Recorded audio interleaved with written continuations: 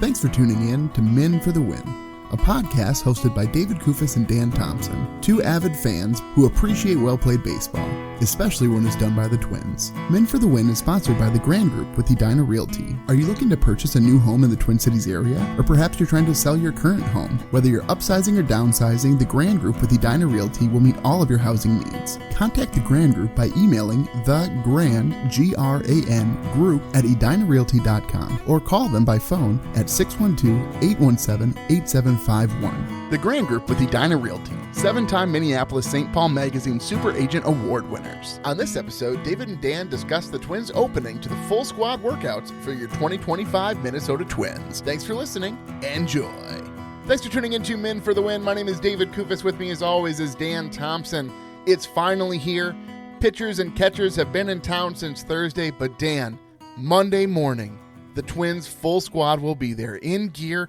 Everybody's healthy, the greatest shape of their lives, Dan. The entire roster could not be in better position to succeed this year. I think it was Dan Hayes mentioning that in the Johan Duran story, that he put quotes around best shape of his life. I think he's a listener. I feel like we coined that term a few years ago with Miguel Sano, and I would like some kickback. You know, there are multiple times, Dan, where we've seen things coming from the big media outlets that they should give us some credit. I'm sure of it.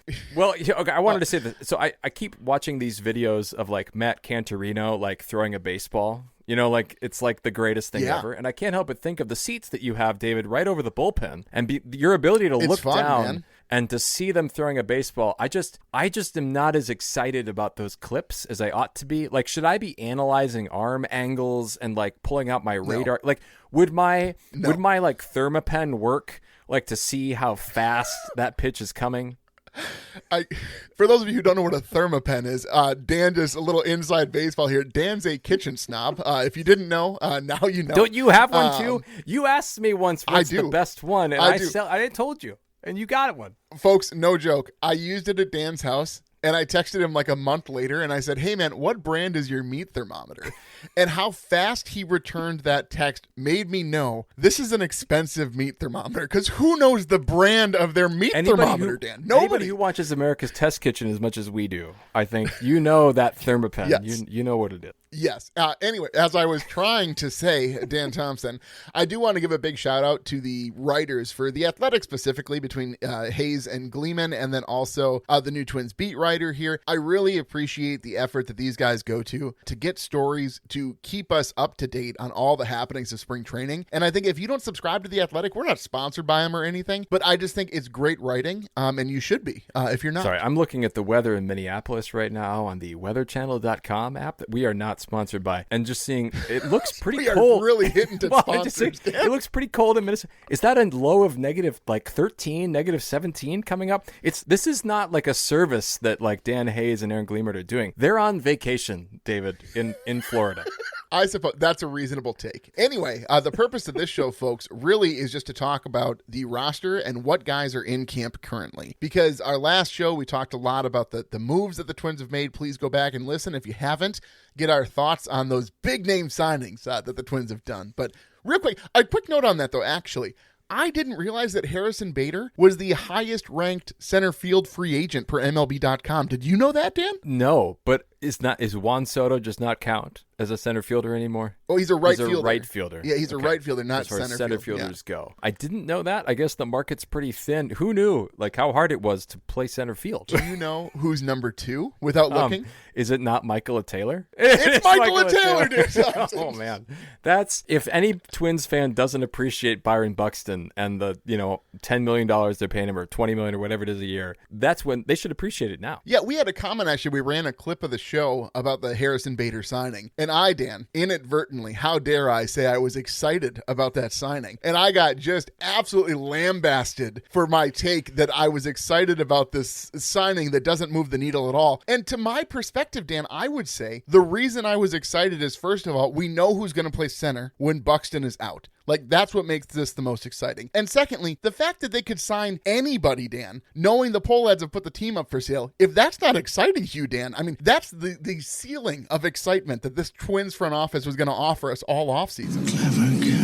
Yeah, there's something about Thad Levine right now. Like, he has the ear. You know, kind of like Wormtongue had the ear of King Theoden. It seems that he can say things to the Polads. They spent $15 million more in this offseason than they did last offseason. Now, it's not the same as they did a couple years ago. I think it's like, you know, when they spent 30 or whatever. It's you would have to add another 15 to reach that level. But there's something here that's working for Thad. And now that he has 7 or 8 different titles in the organization, it's good for him to really spread his wings. It's really just like Wormtongue, actually. He gained a lot of power in Rohan before he was safe. Maybe I don't like how it ends, like if I keep going with the comparison. Ogres are like onions. But man. Folks, I think what we're going to start doing in these episodes is ahead of time, I'm going to put in the notes the different comparisons that Dan has made to deep cuts in movies. Last episode was La La Land. Oh, this man. was Lord of the Rings. I believe talk this is the about Two La La Land Towers. yet again. Okay, all right. So we have to talk about this. We're not. So No, before the we show, don't have to. Oh my goodness. Earlier today, I think we got on the same page where we agree what's happening at the end of La La Land. It's just that I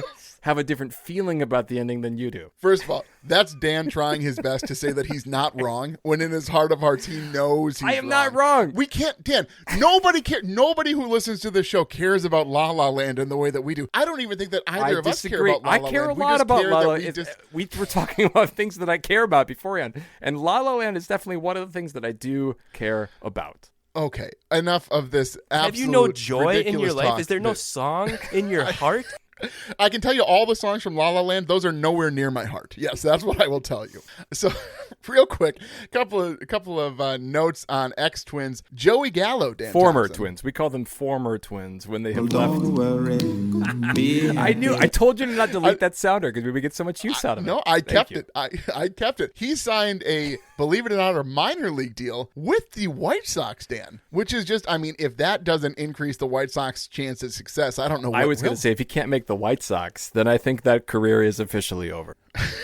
Yes. But hold on, I pulled out, I linked to his baseball reference page because I thought it was interesting. If you look at his OPS and his OPS plus and all those extra stats, from 21 to 24, his best year was 23 with the Twins. He had a 741 OPS with the Twins in 23. With Washington last year, it was 613. In 22 with the Dodgers, it was 671. I'm sorry, he was with a number of teams, but it was 638 overall. And then in 2021, I guess he had a stretch with Texas that was good. He was 869 there. But the last 3 years, Joey Gallo's, he hit his peak with the Twins. That is amazing that he still got an offer to minor league camp, Dan. It is remarkable. But like $1 million for Joey Gallo, whatever it was, I don't remember what the deal was. Would you have given Joey Gallo a flyer to see what he could do again? No, that's foolishness, Dan. Okay, enough about Joey Gallo, Dan. My goodness, can we get to this Minnesota Twins team? We don't need to talk about La La Land or Lord of the Rings or Joey Gallo or I actually put Kyle Gibson on this. We should talk about Kyle Gibson. He's a free agent still, right?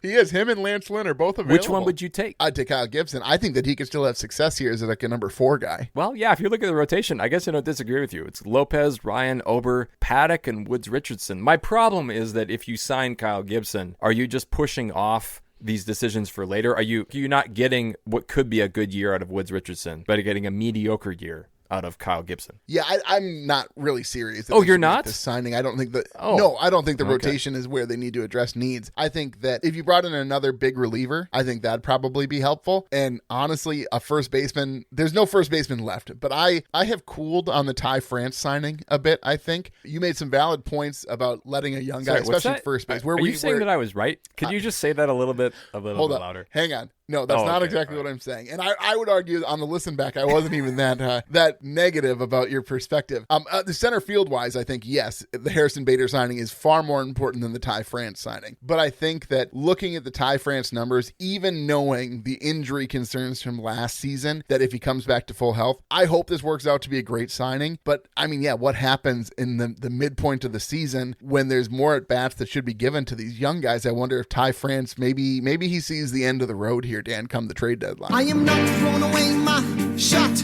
What if what happens is that Ty France returns to form from a couple years ago? Yeah. I mean, like, kind of like Carlos Santana. Like, could it not be that he just had a heel injury? Hoag's pointed this out, right? Hoag's our third chair on this and on a text thread. Could it not be that Ty France just got a bad rap and a bad heel? It's possible. We'll have to see, Dan. I'm not sure how this is going to shake out, but I do want to talk more about this roster. Before we get there, though, Dan, The Athletic released their highly anticipated power rankings. And Dan, I am offended. Let me start by saying I am offended because the number of teams that I had to scroll by before I got to the Twins was far more than I anticipated. I'm thinking, in my head, okay, with all the injuries last season, how good they played for that middle chunk of the season, I got to think maybe they're like 13 to 16. Somewhere in there I thought felt reasonable. 20th? Dan? 20th?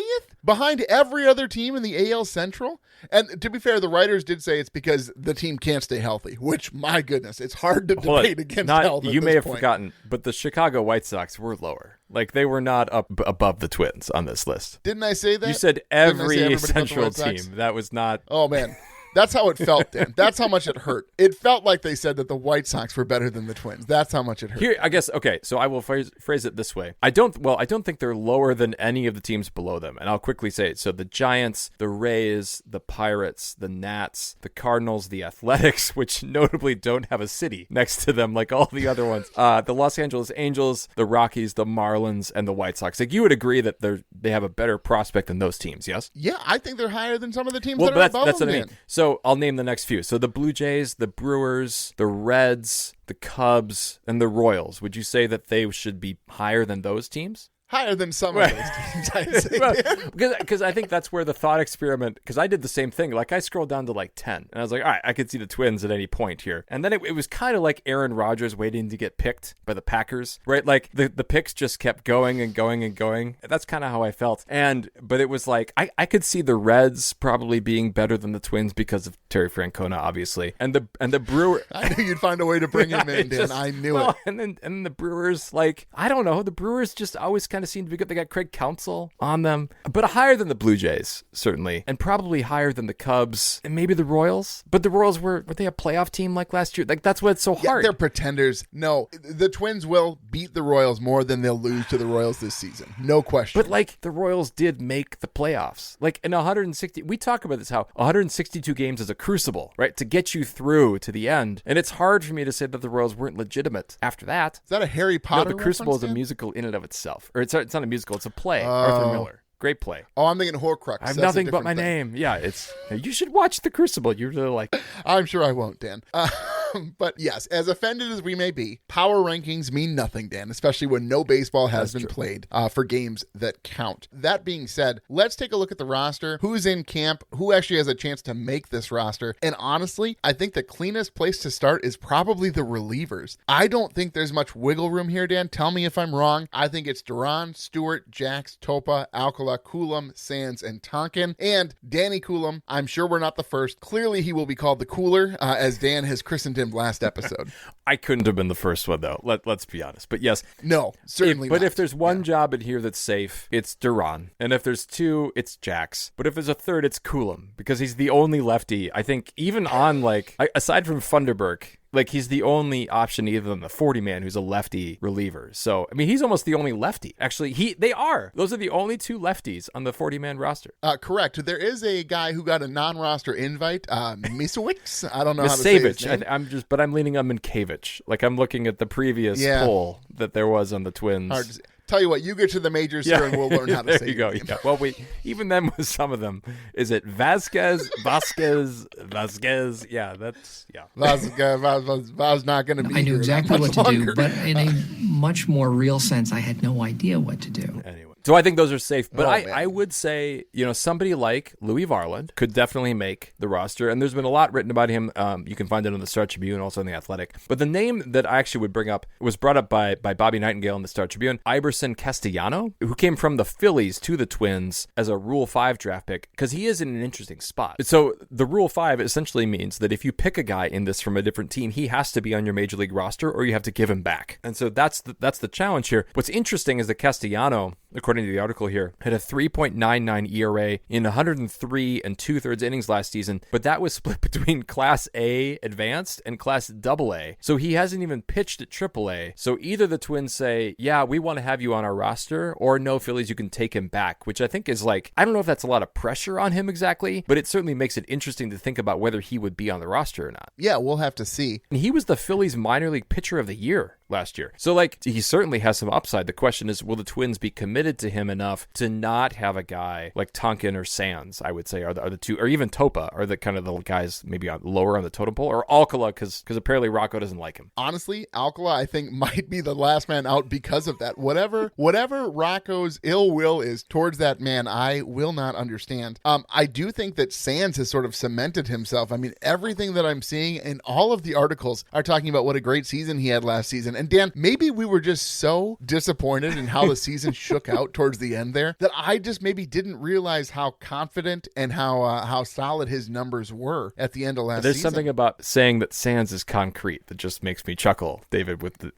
Dan. Oh, that is absolutely terrible. It's like a pun. It's a play. It's not a pun. Words. I do get it. There's interesting connotations there. I guess. And I don't have a sounder for metaphor or simile or what is it? I don't even know what that is. It's what just is it clever if it's not a pun? thinking, David. That's what. Yeah. Okay, first of all, calling that clever is a stretch at best, Dan. But I think you're right. The relief pitchers are. Well, maybe this isn't what you said and I've forgotten. I do think actually there's some wiggle room within the relievers there. I don't think a lot of those guys are locks now that we've talked about it. Are you going to trust like Michael Gulf of Tonkin out there, like in the 7th or 6th inning even? Like when you might have had Varland or Funderburk or even, a guy like Castellano? Is Gulf of Tonkin a place, Dan? It's a Vietnam War reference, David. Oh, Dan, I have a question. Do you write a list prior to the episode and just see how many of these can I sneak into the episode without David wondering what's happening? I thought we talked about this before. I was trying to work in that nickname, like the Gulf of Tonkin.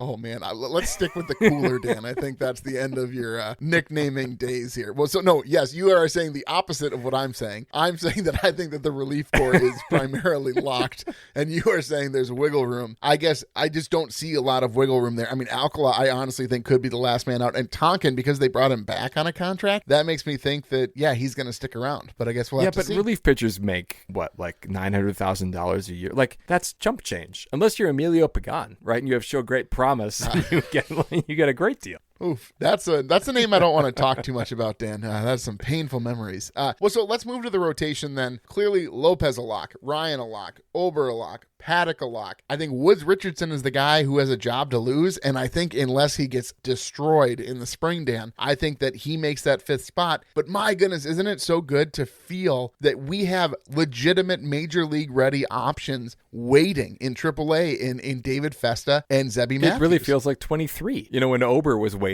there and then they needed him. Like to have a couple guys with some depth there, I think is super encouraging. So that gives me hope through April here. Now, we haven't heard, I should say everything we've heard about Paddock is glowing, right? That he feels great after his second Tommy John. Best shape of his life.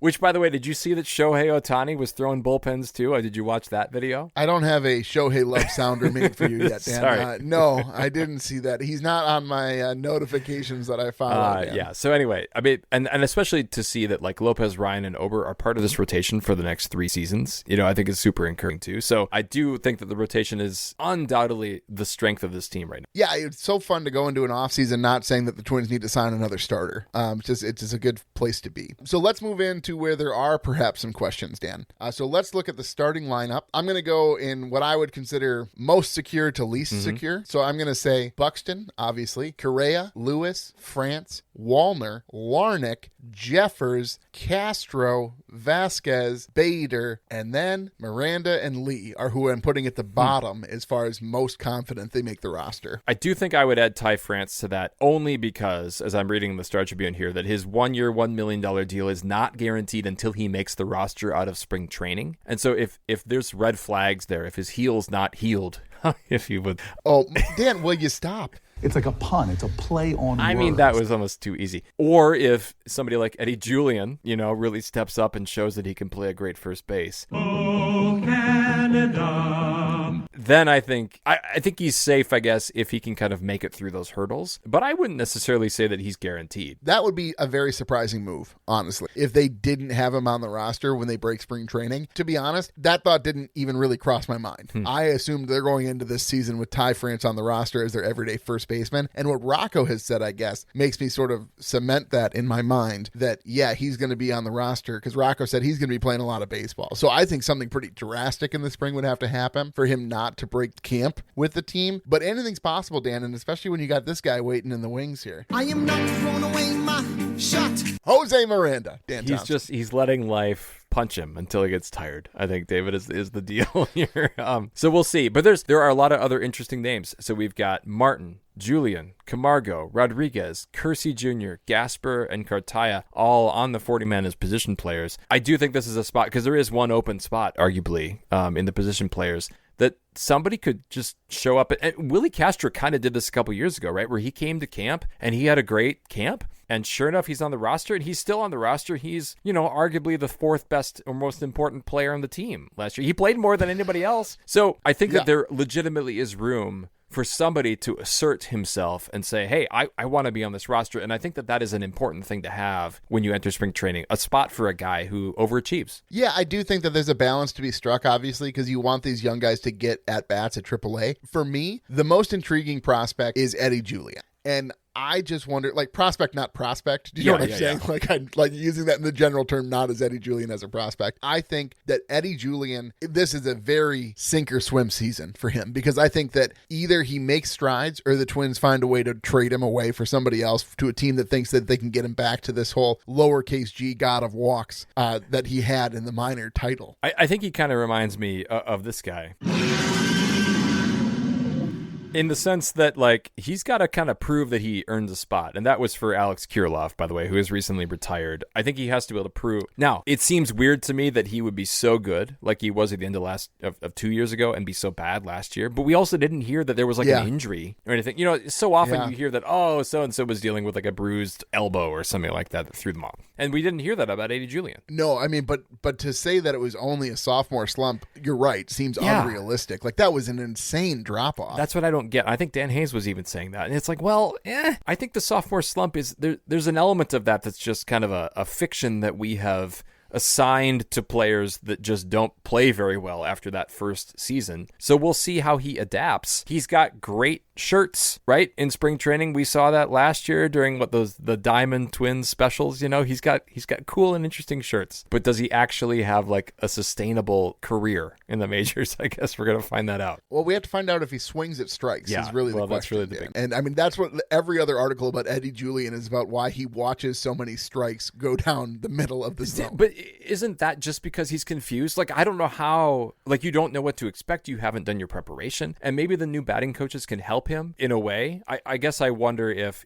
he's a reclamation project. And actually, that makes me think, do you think anybody else is a reclamation project just under new tutelage here on the hitting staff? I think that Matt Wallner could see his OBP increase a bit. I mean, his OPS is going to be pretty nuts, right? I just think that's the way it's going to be for him. He's a very feast or famine type hitter, but I do wonder if they can maybe help him see that not every swing needs to be a home run. And I know that's how the MLB feels right now, but especially as a left-handed hitter, knowing that the shift ban is in place, you can get some singles on ground balls. I know that's not exactly what you want, but I don't think he can continue down this trajectory of only hitting home runs. I mean, the guy swings harder than Carlos Gomez did, Dan. It's dude, you got to take a breath here. We're about to begin bonding adamantium to weapon exoskeleton. I mean, he can't help. Yeah, he does get hit by pitch. But he can't help but swing so hard. So, but now that I look at the construction here and the way that Rocco operates, the lefties that you have right now as locks are Matt Wallner, and that's it, right? I mean, Willie Castro. I know, but you have switch hitters in Castro and Lee, who are not exactly the guys that you would say, I really want to bring him in a pinch. So, I guess I'm talking myself into this is Eddie Julien's spot to lose. If nothing else, that Rocco loves his matchups. He does love his matchups, Dan. If there's nothing else, Rocco loves more than bringing in a pinch hitter. Hang on a minute. We could use a pinch. So that honestly is my concern here, is that Rocco's going to look at this and say, R, L, R. There's just not enough L's. I think he's going to be I can't. Dan, trust me, this team is going to take plenty of L's this season. I was the one who thinks they're not going to make the playoffs. You think they're going to make the playoffs. Hey, we have not had our season predictions. How do you know? Because I'm thinking of a couple months ago when we talked, and a couple of months ago. Do you not see these powerhouse signings? This is a totally different roster, Yes. Dan. How dare you? How dare you ascribe my thoughts 3 months ago to a team that didn't have Harrison Bader, that didn't have the cooler Danny Coulomb, and didn't have, my goodness, the resurgence that will come from the heavens for Ty France, Dan. This is a totally different baseball All right, team. here's a question. Would you rather have Ty France or current Seattle Mariners player Jorge Polanco? Jorge Yeah. Polanco. But would you want to pay him Yeah. the $7.75 million that the Mariners are paying for him? No. Right? That's No. yeah. I do have a question though, Dan. That was not where I thought you were going with that question. Let me hit you with the question that I thought you were going to hit me with. Would you rather break camp with Ty France or Eddie Julien as your first Ooh, baseman? that's a good question. Yeah, I'd say much better than a Yeah. random Jorge Polanco reference for different positions. But sure, yeah. Jorge could play first. It's not that hard, right, David? It's not that hard, Scott. Tell him, Wash. It's incredibly We're gonna hard. get so much use out of that without Carlos Santana. I will say it this way: if Eddie Julien broke camp and Ty France did not, then I would see that as a great sign of promise, because that means that Eddie Julien had a wonderful camp, that he figured out first base, and that we don't have to watch him play second base ever again. The thing is, I hope that's true, Right. Dan.